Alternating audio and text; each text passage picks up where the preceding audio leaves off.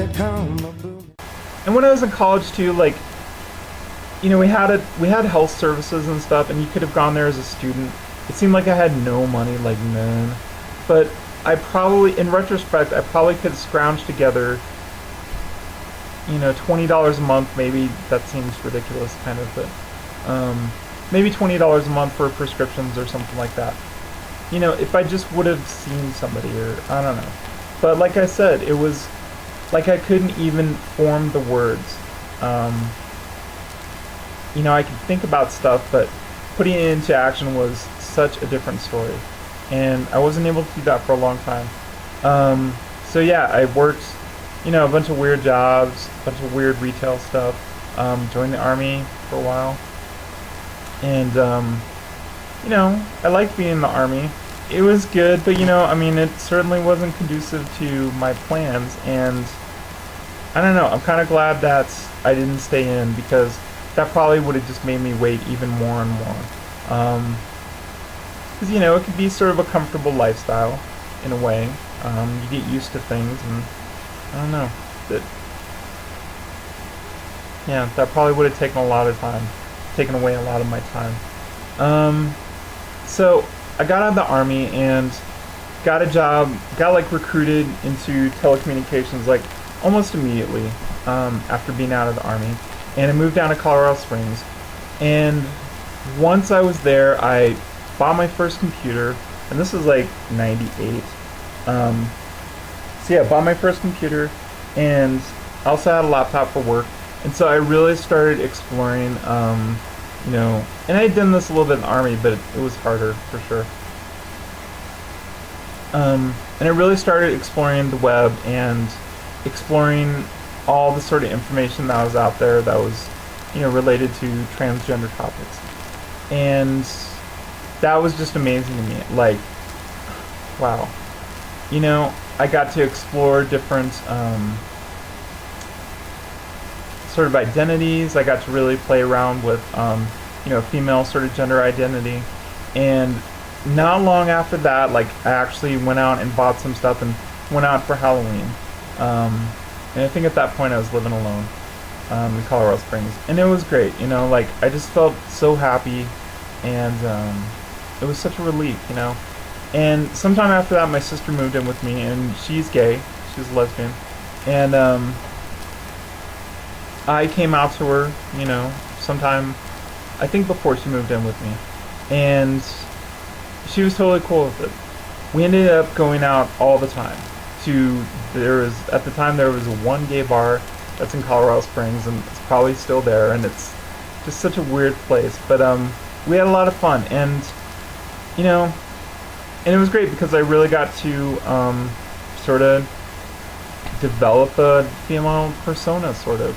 They had, in every major town, city, they have drag queens, and they usually have some sort of court system where, they have drag royalty and stuff, and that's sort of how they do it. They run for these positions every year and stuff. Near the time when I moved from Colorado Springs for work, I was just getting into the court system down there, and and I wasn't a drag queen or anything. I really just wanted to sort of get to know people, transgendered people, and I didn't really know anybody else except for these drag queens, and they were nice, and and drag queens are weird too, because some of them are just gay men. As you probably know, some of them are just gay men who like dressing up, but I think a lot of them, or some of them, a significant portion of them, are actually transsexual, and that's sort of their path to going full time and stuff. So anyway, yeah, I met some cool girls there, and it was real weird too, because I never performed or anything. I went to my first show, my first and only show, because I got transferred soon after that.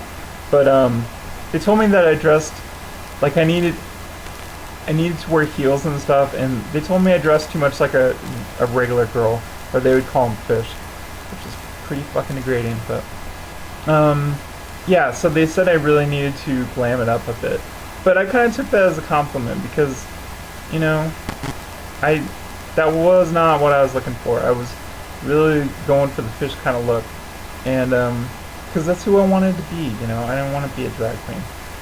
So anyway, I got transferred up to Denver, and my sister moved up with me, and we continued going out all the time, and it was great. Right up until, I got laid off from my job in about 2000. I was involved in the telecom internet bubble, and I got laid off, and I got super depressed. But before then, I was just kind of having fun going out. I wasn't really thinking about, doing transition or anything. It was really just having fun being me, sort of part-time. And I got laid off, and I got really depressed about that. And because it took, if you worked in sort of internet and telecom stuff, you could not find a job. I mean, it was just, couldn't do it. So I decided to go back to school, which was good, and earn my engineering degree. But when I started going back to school, even before I got laid off, I think I was really depressed, and I think it was because I wasn't moving forward, and I was like, sublimating, my sort of gender issues. And so I grew like a big beard, just a really gnarly beard, and I let that thing grow for like a couple of years or something. And you can see it all over my face. I mean, literally with the beard. But in every picture I took, I was just so unhappy. Like, I didn't crack a smile or anything. And I think I grew that beard as a way to sort of, keep people away from me and show the world what I thought of it, sort of, stay away. So I got laid off, and that just made matters worse. And I took that really hard, and because, I got a nice severance package and stuff, but that didn't last forever, and I got unemployment, but, I really had to do something. And honestly, I didn't ever find another job like that. I was a technician, and I wasn't an engineer or anything. But, I never found another job. And I ended up going back to school, and finally shaving my beard, and really coming to terms with what I wanted to do with transition.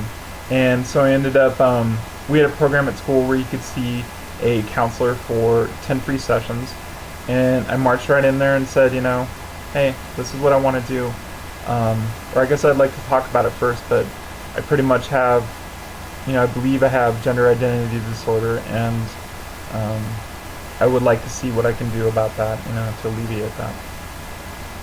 And so I talked to this woman who's awesome. She's totally sweet and understanding.